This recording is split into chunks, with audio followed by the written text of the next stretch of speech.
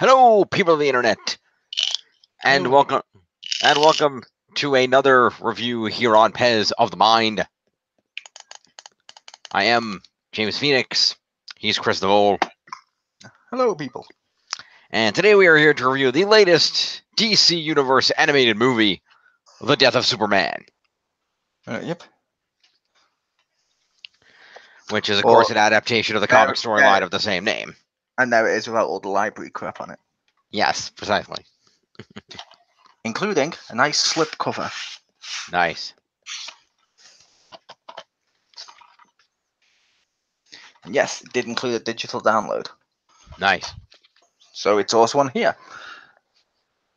Cool. Well, technically it's on a cloud. Well, yeah. No, you can download them to your phone, but I don't download the movies to my phone. I'm like, no, they're on my account. I'll just download them if I need them. Fair enough.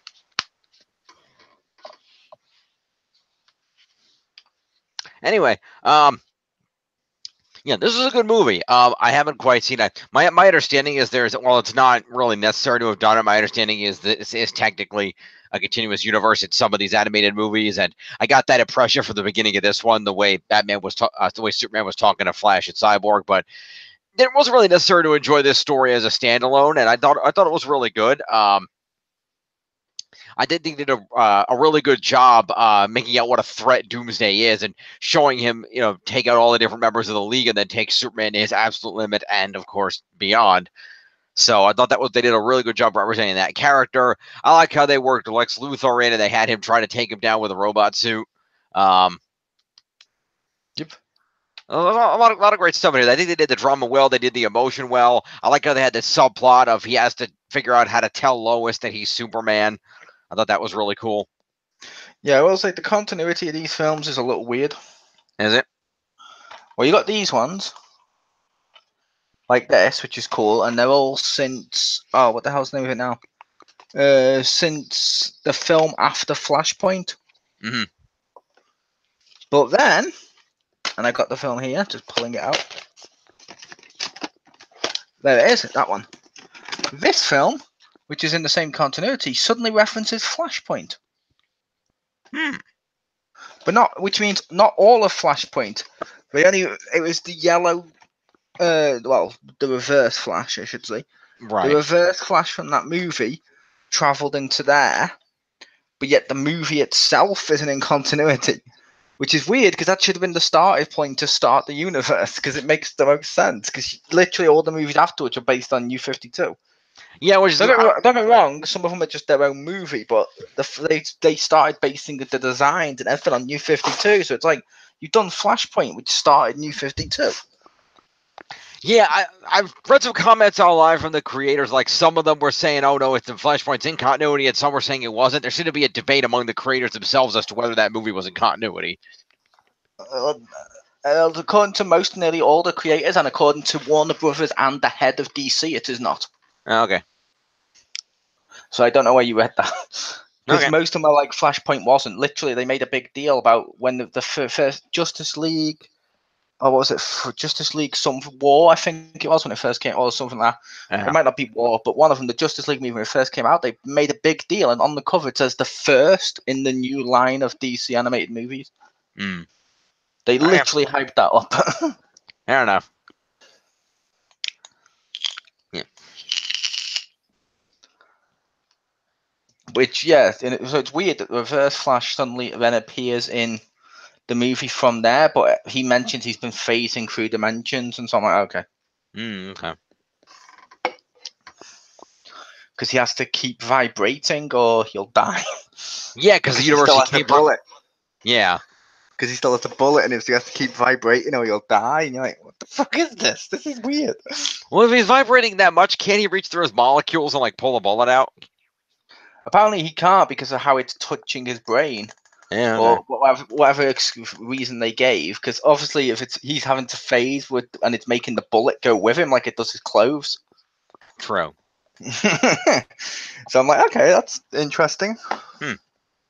But yeah, this movie, it's the second Death of Superman animated movie. Mm-hmm. There was another one which wasn't called Death of Superman, it was called Superman Doomsday. Right, I heard about that but didn't see it. Yep. Which did feature James Masters from Buffy as the voice of Lex. Nice. Which that was pretty good. This one is only the death. That one was the death and return. They're doing return out separately. This one isn't closer to the comic. They adapted it, and it is closer in a lot of regards, but then some other elements aren't because they made it to fit the new continuity. Which that works because then you got that basically means it's different a little bit at least. Yeah. But I thought this movie was really well done. Yeah, I enjoyed it. I always loved the animation style of these films. Yeah, it's really good. The voice acting was good. Yeah. I had a couple of problems with it, but I still liked the movie. My main problem was the ending. Oh, they did too much teasing for the reign of the Superman. Not just that, not teasing. I mean, they literally showed him escape from his coffin. You see the coffin open, and you see Superman in the sky, and he flies off, and they're like, "Oh, okay." So you're like, "Okay, so he's definitely not dead." See, I thought the intent was supposed to be that like his body was moved, but that was one of the other Superman. It could get revealed a bit later, but they did. But with how they revealed, oh wait, no, Superman is alive, and she's like, "What?" And she goes to have a look, and he's in the air, and then you see a shadow. It looks like Superman in the air fly off. Mm-hmm. You're like, "Oh, okay, so he's still alive."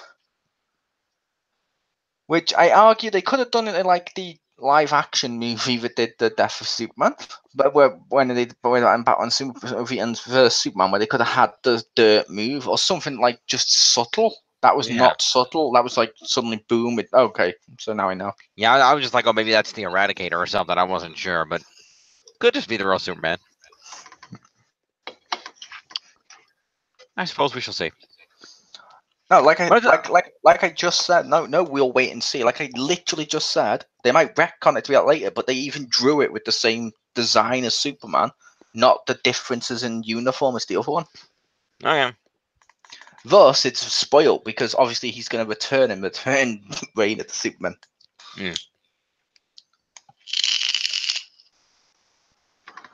Which, yeah, I just didn't like they did that. I was like, they could have done it subtler. Yeah. I do like the way they introduced it. They set up each of the Supermen before, as their normal selves. Like, okay, here's, John Irons working at Star Labs. Here's Hank Henshaw out in space working at the on the space satellite, and then here's the Eradicator in this test tube in Lex's secret lab. It's like, okay, that was a good job setting all three of them up, so we know we get an idea where they're coming from. Yep, that was cool. I personally dislike, and I dislike having all the Justice League fight Doomsday. Mm-hmm. Because Doomsday and Superman fight each other, and they're an equal match. Which means if he then has Wonder Woman who's equally as strong as Superman, if not maybe a little bit different one way or the other, either way, she's a massive fucking game changer. He wouldn't stand a chance. And I feel like they overdid that fight when they had them fight. I'm like, no. Like Wonder Woman should have been a bigger threat to Doomsday than what she was in that movie. Yeah, but I did like the idea that they were building it up like this monster cannot be stopped by anything, and that's why even, maybe even it kept getting off everything Superman threw at him. I like the idea that he was stronger than anything. He was stronger than the willpower of a fucking Green Lantern, which is supposed to be damn near infinite. He was fast enough to knock the Flash off his feet. Not outsmarted, but he outpowered Batman. He outfought Wonder Woman in a hand-to-hand fight. He took on Manhunter. I'm just gonna stop it right there. That's not impressive. Okay. Most of that is, but outpowering Batman. What? The guy famous for having no powers. Ooh. Okay. How is Superman going to stop him? Ooh. Okay, he outmaneuvered Batman. Does that sound better? Ooh. That means Bane's going to be a threat to Superman. Fair enough. But anyway, he took down all the different League members that counted their respective powers. I thought it really built up how powerful he was so that when Superman finally fought him, you got the feeling that, oh, this guy could legitimately beat Superman and kill him. Based on everything else he's already done, he's gotten up from everything, and every time you try to stop him, he just like hulks out angrier, and his spikes just get bigger. Yep, which normally does get stronger, and apparently each time you kill him, he can't die the same way again. But then they keep bringing him back, and then he does. I'm like, this is stupid. But yeah, I mean, that's how they did it in comics and stuff at one point. I'm gonna say that doesn't sound. I was saying that's like a comic villain. That sounds like the rules surrounding the primary character of a horror slasher franchise. Yeah, no, that was literally what they said about Doomsday. Is he can't? At one point, they said he can't die the same way twice in something. So let's say Superman killed him by impaling him. He'll suddenly get stuff on him, so he can't be impaled again. Skin, yeah, that's interesting. Which it's stupid because after a certain point he would just be unstoppable, but no, he always gets stunned. Yeah. And usually it's by punching him really hard. Yeah, I did like how Lex was actually wondering, like, what kind of people would create such a monster and send it as a weapon? Perhaps it's an advanced force here to kill us all, so that other people can move in. And yep. Which I will say with Doomsday, yeah, like I said, I liked the fact he fought the Justice League. I thought it was cool. I just feel with Wonder Woman, she shouldn't have been as easy to destroy as she was for him, because she's normally a match for Superman. Right. It's like, no, that shouldn't happen. But I still like the fact they did that as part because it includes the Justice League, which is cool. Yeah. I also find it funny that I liked the scene where Superman saved Lex. Yeah. And Lex is just looking at him like, what the fuck are you doing? Like, really? and that's pretty much what costs him his life, is saving Lex. Yeah. Which makes Lex get angry about him dying more than he should do. It's like, no, he's making himself a martyr and making himself look good to people forever. No. Yeah. It's like, no, he saved them. Which I like that. Yeah. Also, can I just say, I didn't like this version of Lex's armor. I thought it looked a little overly bulky. I didn't like the fact that his face was on a screen and you weren't like actually seeing his face with glass. I thought I would have liked it more if it was more like his more traditional suit. I'm gonna make the case, as I've said before now, with that suit, I prefer it like that. Yeah, okay. Only because he's got a suit to fight Superman. So he's got an armored suit, and it's meant to be completely unstoppable to Superman. And then he exposes his head. Seriously, Superman punches people in the face. You're literally dead. Your whole suit's worthless. I've mentioned that before. I hate that design. He should have like even if it's just a clear like Buzz Lightyear helmet, he should have something protecting his face. Even Batman could stop him in that by throwing a batarang at his face. Yeah, I know. It's a stupid. I don't like that design. Yeah. So having the screen, I was like, okay, that works. Yeah, even though it didn't really matter because Doomsday just punched right through it and then ripped him out. He did, but it still makes more logical sense. Yeah. But I can see, obviously, from a design point, I can see people preferring the original one. Yeah. I just always hated the exposed head. No, I can understand that. That makes complete sense from a logistical standpoint. Whenever I see that, I always think of that Robot Chicken sketch. On Robot Chicken, on one of the DC specials, I can't remember which one because I got all three, but Lex is in that suit, and basically he's like, yes, I'm going to be impervious, I'm blocking lasers and stuff, but he gets hit in the face by a dodgeball from a kid, he's like, and the kid's like, oh, sorry, can I have my ball back? He's just like, as he's holding his nose. And you're like, yeah. That's about right, yeah. But it was still, they did it well. Like I said, in my opinion, the problems with this is twofold. One was the ending. Mm-hmm. The second one, which is going to be a problem for a lot of people, is the fact we've seen this movie. Either live action, you've seen it with Batman v Superman, you've seen them do the death of Superman. But animated, we've seen it before. So it's going to have a lot of, it's not necessarily like, oh, we haven't seen this before. Oh, it's something new, cool. It's a lot of it does feel like been there, done that. But I like the film, if that makes sense. Yeah. I still enjoyed it, even though I know exactly what I'm getting. Yeah, I enjoyed it too. And I'm going to be honest, as much as, it was cool that he was, the big fight against Doomsday and how well they built that up.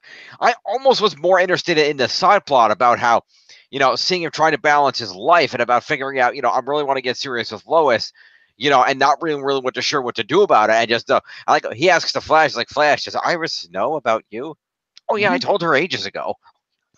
Yep.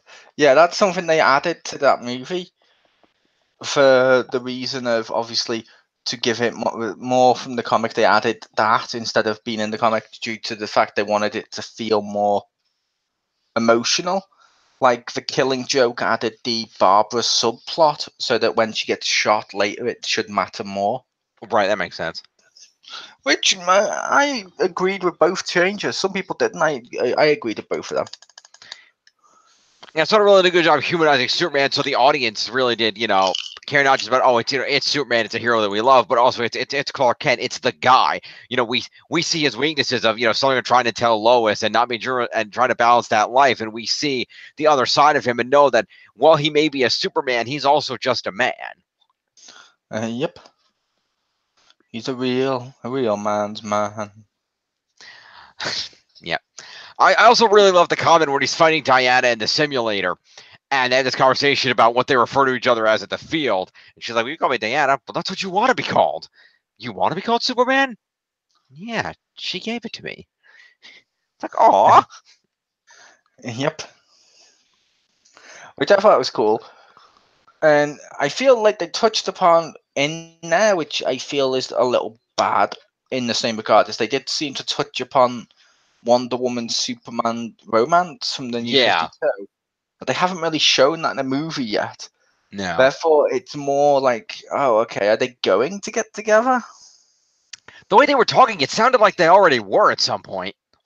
Yeah, it sounds like that in this world they probably already have been, and we're just not going to see it. But because I'll be honest, I actually like that pairing. Not everyone did. It's a good pairing. But it's cool. I like that pairing. Sometimes it's cool to go away from the traditional pairing just for a while. Because obviously we know he has to go back to Lois eventually. Yeah. And I gotta be honest. I like that pairing more than I like the idea of Wonder Woman Batman. If only because you're going to inevitably get that awkward situation of Bruce is going to get old and he's going to die, and Diana's still going to be a goddess. Pretty much similar situation to Superman Lois, because Kryptonians age differently. That is true, but we did notice in like Batman Beyond, he had some gray hair, and he was at least aging just really slowly, even though he did outlive her. Well, to be fair, Batman Beyond's not canon. No, but it's the best example I have. Yeah, in the comics and stuff, whenever they've shown future Superman, a lot of times he's looked the same, just slightly older, whereas all the other characters around him look different. Like, hell, look at Kingdom Come. He still looks in his prime pretty much, but slightly grey hair. Whereas a mortal person like Batman having to use a suit and is looking like a really old dude. That's true. That's true. So it's more of a case of, yeah, that's kind of gonna happen with Lois and Superman. Yeah, that's true. But still, and like I said, I still like the film itself. Like I said, they did a good job. There's some extra features on there, which are cool. Yeah. One of them gives you a preview for, I think it's the Reign of Superman. I think so. Just gonna have a look on here quickly. Sneak peek, yep. Sneak peek at the Reign of Superman. Yep. One thing I will say was missing from this. Mm-hmm. Special features. It has that one I just mentioned there. Yep. And that's it. A lot of these animated movies come with two episodes of the TV shows or something like that. Like some of the Batman ones will come with Batman Brave and the Bold or the animated series. Like it'd be cool to have just a couple of Superman animated series episodes on there. That would have been cool. I suppose the problem usually is they try and tie them into what's there, and you can't really tie it into Doomsday. They didn't do him, and you can't really tie it into Superman necessarily having that much difficulty with Lois because he didn't really do that in the animated series. Right, exactly. But they could have tied something in there, I suppose. Yeah. Even if it wasn't Doomsday, just have him fighting, a threat that took him to his limits, even if it didn't kill him. Hell, the one I would have included would have been the Justice League episode. Mm-hmm. Mm-hmm. There was a Justice League episode that was I think it was like a two-parter where it looked like Superman died, but really he got transported out of the place, and Batman figures out that no, it didn't explode. It disappeared because there's no rubble left behind, and they scientifically go to get him back and stuff. Which it was a cool two-parter thing. But I would have included that because it's still a death of Superman, kind of. Yeah. Speaking Yeah. Speaking of that, I feel like I said, I don't know exactly this movie universe what's established as existing and what isn't. But I feel like if it existed in this universe, there would have been a point where either Superman or Batman, because you would think Batman would at least know about it, or somebody would have said, "Huh, there's this big ensemble monster that nearly killed us all. Maybe somebody should get the Phantom Zone generator and suck his ass in there, since we clearly can't kill this thing." Yep. But it was still cool. Like I said, it was still cool seeing what we had. Like I said, the animation's good. The voices are good. Even the music works. Yeah, it's nothing stand out. Like, oh my god, I remember this soundtrack, but it wasn't like, oh, it's off-putting either. Yeah. And I like that that the Kents established some continuity when they were talking about Superman's past. Like, oh yeah, he dated Lana Lang, and then there was this other girl in college, and so they were establishing some of the events during continuity in this version of events, which is cool. Yep. Which I like that. Yeah, that was good. Yeah. I also thought in this continuity of the movies, by the way, I will just say, yeah, we've only had like a few movies that feature Superman. Mm-hmm. Like 3, like there seems to be way more Batman ones, which makes sense. But there was like Batman vs Robin, Batman Bad Blood, hell, even Batman's in Suicide Squad movie and stuff. So, you know what I mean? It's like, okay. Yeah, but overall, it was definitely enjoyable, and I like what they did here, and I thought they did a good job with it all, and I like that they did. I think Rainn Wilson did a great job voicing Lex. I thought he was a good Lex. I like how Lex is just has completely circumvented his freaking ankle, just walking around doing evil shit anyway, despite the fact he's supposed to be under house arrest. To be fair, he probably would. Yeah. He has technology to build a suit to fight Superman. Yeah. Pretty sure he has the technology to trick a government wrist like ankle bracelet. Yeah, you would think if Lex Luthor of all people, you'd think there'd be a point where, like, knowing what he can do, you'd think Superman would have been like, Bruce, can you make a specialized one of those just in case? Yeah, but I'd probably argue that might go against his human rights. True. Because he is just a human, therefore you have to treat him under human law. That's true. That is true. Plus, I don't think Batman's the go-to guy for how to contain your villains in a way that they don't always come out. That is true. But yeah, like I said, it was good. Yeah, it's an enjoyable movie. How would you rate it? If I was going to rate this, I would say this certainly 8.5 out of 10. It's a really enjoyable movie. I think people should check it out. Certainly, I think if just based on some of the references that were made, I feel like I do want to go back and watch some of the other movies I haven't seen just to kind of see what led up to this. But not that it's really that much of continuity, but I'd still like to see it. I like the version of the League they established here. I like that. Okay, they got the Lantern, some of the things that it really should be, like, okay, Lantern and Flash are friends and they're making jokes with each other. I like that Manhunter's in there and he's got that his strict alien demeanor where he's being all serious, and he's got, I like that. I like when Manhunter's included. There's too many League versions where they don't include Manhunter, and that annoys me. I'll just make a comment quickly. Okay. Most of what they talk about isn't in the other movies. Fair enough.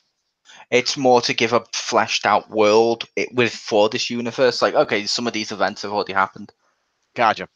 But I did like the League they set up. I thought they were all fleshed out, well done. And I did like that they did a good job establishing Superman as a person, so you could sympathize with him, because I know that's often an issue with Superman in certain comics. The fact that he's so overpowered that sometimes there's trouble relating to him and making him seem fallible. And I think they did a really good job of that by having his fallibility be in his emotions and his feelings rather than his powers. I thought that was really well done. And even though he was still beat down by Doomsday, they established that Doomsday has enough of a threat that you believe he could do that to Superman in spite of his powers. Yep.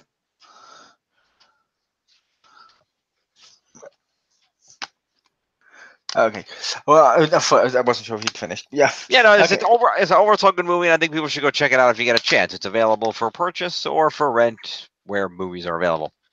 You already gave your score. Yeah. before you go into my one. But yeah, I was just going to say, yeah, before Jim completely pisses all over my stuff again, I'm just going to say, yeah, I'm going to give it middle. Only because while I enjoyed it, it's been done to death.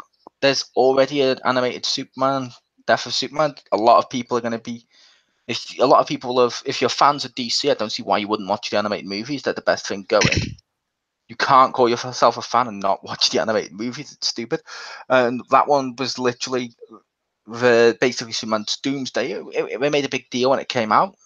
So I feel like a lot of people watching this will have watched that. So it'll be a case of just watching a retread. So it's not necessarily worth picking up. While I did enjoy it, I know that's going to be an issue for a lot of people. The ending, like I said, kind of made me go, "Oh, why?" But it was still well made. It just had those problems around it. So I'm gonna give it a middle. I feel like I need to ask: do you think Superman Doomsday was better than this? I'm gonna say no. Okay. Because it condensed the two stories into like one 90-minute movie. Okay, yeah, that probably felt rushed.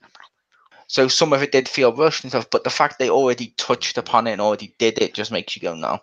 Okay. But yeah, that's middle, which is like basically go out and I'd put it like a Rent maybe. That's what I did. Yep. All right. I didn't. I went out and bought it because I got all the DC movies. You do. That's cool. All right. So this has been a look at the death of Superman. We encourage you to stay tuned. We do have more great reviews coming up this month. We got some Halloween videos coming out near the end of the month, so be around for those. Yep. Celebrate the holiday a little bit. The next thing I will say, even though we're not reviewing it for people this holiday season, check out The Curious Creations on Netflix. It's a great Halloween series. I love that show. Okay, there you go. And do stay tuned. The next video we're going to be doing will be a look at the monthly plus games, and that'll be on the 20th. So join us for that, and we'll see you next time, folks. Peace.